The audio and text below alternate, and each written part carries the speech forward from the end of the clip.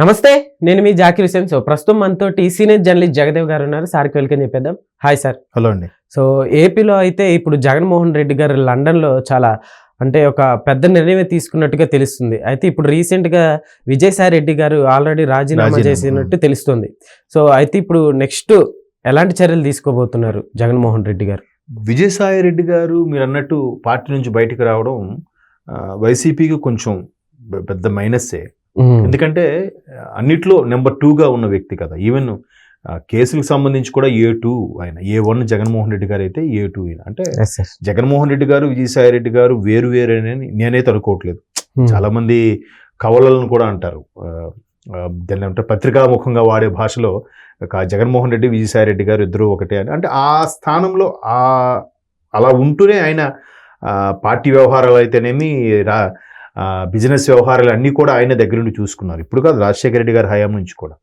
So అటువంటి వ్యక్తి ఈయన జగన్మోహన్ రెడ్డి గారు లండన్లో వాళ్ళ అమ్మాయి దీనికి ఉన్న నేపథ్యంలో ఇక్కడ ఈయన రాజీనామా అది ప్రకటించడం అనేది ఏంటి అంటే చాలా ప్రశ్నలకి తావిస్తుంది. రకరకాల అనుమానాలు కూడా ఉన్నాయి. అంటే ఒకటి, విజయసాయి రెడ్డి గారు సేఫ్ గేమ్ కోసం లేదా ఆయన మీద కేసులకు భయపడి బయటకు వచ్చేస్తున్నారా? 2, పార్టీలో ఆయనకి సముచిత స్థానం కల్పించకపోవడం వల్ల గవర్నమెంట్ వచ్చిన తర్వాత ఎందుకో ఆయన నెంబర్ 2 నుంచి ఇంకా వెనక్కి వచ్చేసారా, పార్టీ వ్యవహారాల్లో కీలకంగా లేరా అనే సందేహాలు చాలా ఉన్నాయి. తర్వాత ఆయన మీద కొన్ని ఎలిగేషన్స్ వచ్చాయి. ఆ డిప్యూటీ కమిషనర్ దేవాదాయ శాఖ సంబంధించి ఇద్దరికి ఏదో సంబంధం ఉంది అన్న విషయంలో కూడా పార్టీ వ్యక్తులు కానీ పార్టీ కానీ పూర్తిగా ఎక్కడ ఖండించడం గట్రా చేయలే. ఇవన్నీ బేరీజ్ వేసుకుని చూసుకుంటే ఎందుకో ఆయన మనస్తాపం గురై బయటకు వచ్చి ఇంకా వ్యవసాయం చేసుకుంటారు, ఇంకా రాజకీయ సన్యాసమే అనే రకరకాల వార్తలు వినిపిస్తున్న నేపథ్యంలో జగన్మోహన్ రెడ్డి గారు అక్కడ ఉంటుండగా జరిగింది ఏంటి, జగన్మోహన్ రెడ్డి గారు ప్రజల్లోకి వస్తారా రారా, ఇలా రాకపోతే ఇంకా పార్టీని మనుగడ అష్టసాధ్యం. ఎందుకంటే సంక్రాంతి తర్వాత వస్తాను, లేదంటే జనవరి నెలాఖరికి వస్తానని ఇంతకుముందే స్టేట్మెంట్ ఇచ్చారు. జనవరిలో ముందు వస్తా అన్నారు, జనవరి అయిపోయి వచ్చింది. సంక్రాంతి తర్వాత అన్నారు, పోనీ అది రాలేదు. సో ఏంటి, ఇంకా ఆయన ప్రజల్లోకి వెళ్ళాలి, చెయ్యాలి, ఇప్పటి నుంచే మనుగడ కొనసాగిస్తే ఉన్న కొద్దిమంది నాయకులైనా ఉంటారు, లేదంటే పార్టీని విడిపోయే ఛాన్సెస్ ఉన్నాయని విమర్శలు ఉన్న నేపథ్యంలో నెక్స్ట్ జగన్మోహన్ రెడ్డి గారు ఎటువంటి నిర్ణయం తీసుకోబోతున్నారంటే, ఇప్పుడు వైసీపీలో సర్వత్రా వినిపిస్తున్న వార్త ఏంటంటే నెక్స్ట్ రాబోయే బడ్జెట్ సమావేశాలు కానీ అసెంబ్లీ సమావేశాలకి జగన్మోహన్ రెడ్డి గారు హాజరవుతారు అనే వార్తలు అయితే వినిపిస్తున్నాయి. దీన్ని పార్టీ శ్రేణులు పార్టీ నాయకులు ఇది అన్నగారు తీసుకున్న నిర్ణయం అన్నట్టుగా ఊహాగానాలే. బట్ ఆయన అయితే రారని అనుకుంటున్నాను. ఎందుకు రారు అనుకుంటున్నానంటే ప్రతిపక్ష హోదా అయితే లేదు. దాని మీద గవర్నర్కి లేఖ రాస్తాము, స్పీకర్ని అడుగుతాము, రకరకాలుగా మాట్లాడుతున్నారు. ఎందుకంటే ప్రతిపక్ష హోదా లేదంటే 175లో కనీసం 10% ఉండాలి, ఒక 17-18 సీట్లైనా ఉండాలి. అన్ని లేవు కాబట్టి 11 ఉన్నాయి. ఆ 11లో ఎంతమంది ఇంకా పక్క చూపులు చూస్తున్నారో, పక్క పార్టీలకు వెళ్తారో అనేది తెలియదు. సో ఈయనకి ఒక ప్రతిపక్ష హోదా లేనప్పుడు ఎక్కడో వెనక్కి కూర్చోబెడతారు. లేదంటే ఎలాగా ముఖ్యమంత్రి, మాజీ ముఖ్యమంత్రి కాబట్టి ఇటువైపు లాస్ట్ ప్లేసో సెకండ్ ప్లేసో ఇవ్వచ్చు, ఇవ్వకూడదని ఏం లేదు. దానికి వాళ్ళు ఇంకా అవమానంగా ఫీల్ అయ్యి, అంటే అవమానం అంటే తప్పదు. ఇప్పుడు పవన్ కళ్యాణ్ ఎంత అవమానించారు, ఒక్క సీటు కూడా గెలవలేదు, 2 దగ్గరలో ఓడిపోయాడు అన్నారు. ఆయనే మరి సిగ్గుతో ఏంటి సిగ్గుపడిపోయి మొహం చాటేసుకున్నాడా? లేదే. 3వ రోజు మళ్ళీ రాజకీయాల్లోకి వచ్చాడుగా, ప్రజల్లోకి వచ్చాడు కదా. సో ఇది ఇక్కడ ఈయన కూడా ఏంటి ముఖ్యమంత్రిగా చేశాడు. ఏమండి, ఎన్టీఆర్ గారు, ఇందిరాగాంధీ గారు లాంటి వాళ్ళని ఓడించిన ప్రజాస్వామ్యం ఉన్నది. అత్యంత ప్రజాదరణ ఉన్న వ్యక్తులు వాళ్ళు. ఒక ఇందిరాగాంధీ అంటే ఎలాంటి వ్యక్తి, అలాగే మహానుభావుడు నందమూరి తారక రామారావు అంటే ఎలాంటి వ్యక్తి. అటువంటి వ్యక్తుల్ని ఓడించిన ప్రజాస్వామ్యంలో అది ఇన్స్పిరేషన్ అవ్వాలి. అరే నేనేంటి, ఈయన ఓడిపోలేదుగా, ముఖ్యమంత్రిగా అయితే ఉన్నాడుగా, ముఖ్యమంత్రి కాలేదు కానీ ఎమ్మెల్యేగా అయితే ఉన్నాడుగా. సో మరి దానికి డేలా పడిపోయి వెళ్ళడం మానేస్తా ఉంటే ఇక పార్టీ పరిస్థితి ఏంటి? వెళ్ళాలి, వెళ్తూ చెప్పాలి, నాకు మైక్ ఇవ్వట్లేదు, నాకు మాట్లాడివ్వట్లేదు, ప్రజల సమస్యల కోసం నేను వచ్చాను, నేను ఎన్ని బాధలు పడినా పర్వాలేదు, ప్రజల కోసం పోరాడతాను, ఏదో రాజకీయాలకు తెలిసిందేగా మాట్లాడుతుండాలి.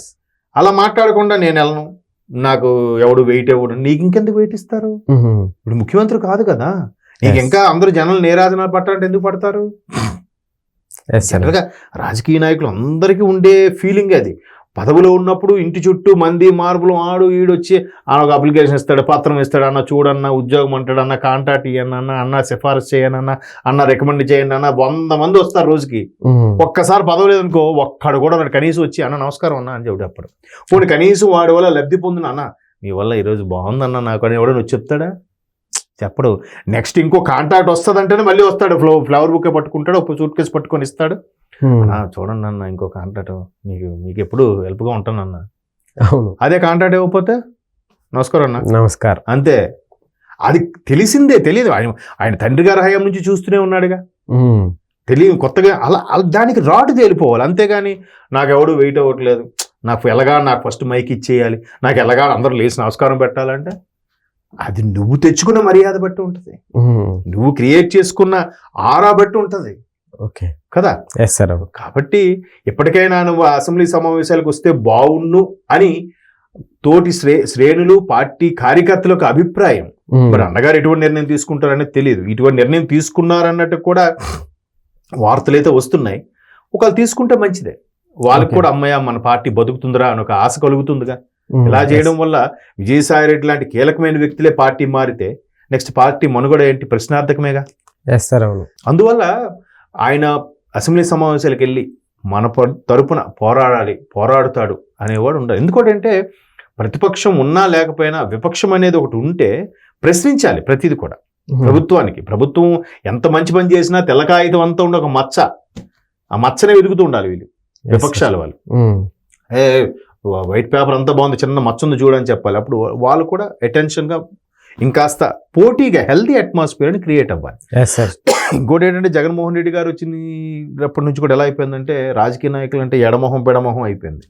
అది పనికిరాదు. ఆ లోపల మీ మీద నాకు ఎంత కోపం ఉన్నా బయట కనబడితే నమస్కారం జకీర్ గారు అనే ఉండాలి. ఇంతకు చాలా హెల్దీగా ఉండేది సార్ వైఎస్ రాజశేఖర రెడ్డి గారు హయాంలో, చాలా హెల్దీగా ఉండదు. ఇద్దరు ఎక్కడైనా పార్టీలకి సమావేశాలకు వెళ్ళినప్పుడు ఒకే సోఫా మీద అటొకరు ఇటొకరు కూర్చునేవారు, జోకులు వేసుకునేవారు.